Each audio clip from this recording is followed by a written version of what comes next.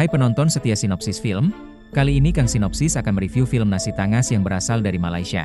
Berawal dari sosok Fatin yang menyuguhkan nasi ke teman kerjanya yang bernama Harry. Harry kemudian melahap nasi itu, akan tetapi hal aneh terjadi setelahnya.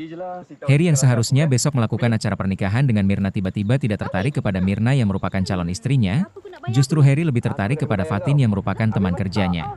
Akan tetapi karena sudah ditentukan hari pernikahan antara Harry dengan Myrna, maka pernikahan tetap dilanjutkan. Ketika sesi pemotretan terjadi penampakan hantu yang membuat kaget Fatin.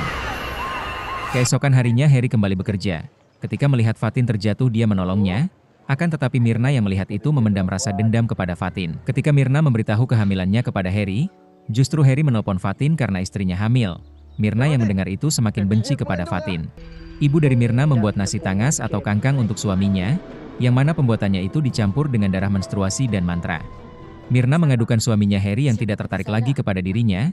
Ibunya kemudian menyarankan agar dia ke dukun untuk dikasih mantra cara membuat nasi tangas atau kangkang. Malam harinya Myrna dan Harry bertengkar sampai membuat Myrna terjatuh dan keguguran. Di malam itu juga Fatin yang berada di rumahnya diganggu oleh makhluk halus. Untungnya Dono temannya menolongnya. Myrna pergi ke dukun agar suaminya Harry tertarik kepada dirinya. Mbah dukun menyuruh Myrna untuk membuat nasi tangas yang dicampur dengan darah haid. Setelah itu, Myrna langsung membuat nasi tangas itu sesuai dengan arahan Mbah dukun. Keesokan harinya Harry berangkat kerja. Myrna menyiapkan bekal nasi tangas untuk Harry. Myrna berpesan agar yang memakan nasi itu hanya Harry, bukan orang lain. Di tempat kerja Harry menanyakan ada bau aneh di bekal nasinya. Fatin yang mencium bau itu tidak menaruh curiga, justru dia yang mencicipi nasi itu. Harry juga memakan nasi tangas itu.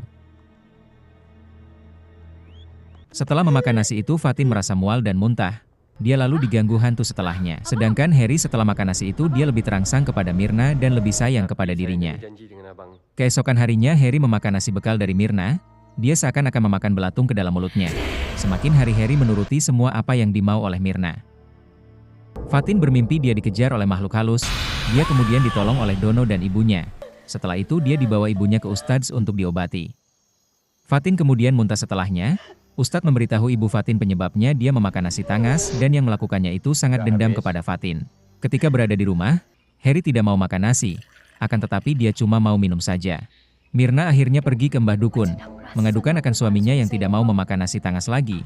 Mbah Dukun meminta agar Myrna membuatkan air untuk Harry yang dicampur dengan kuku, rambut, dan kotoran Myrna. Bapak Myrna berantem dengan ibu Myrna karena mengetahui ibu Myrna telah membuat nasi tangas yang telah dia makan.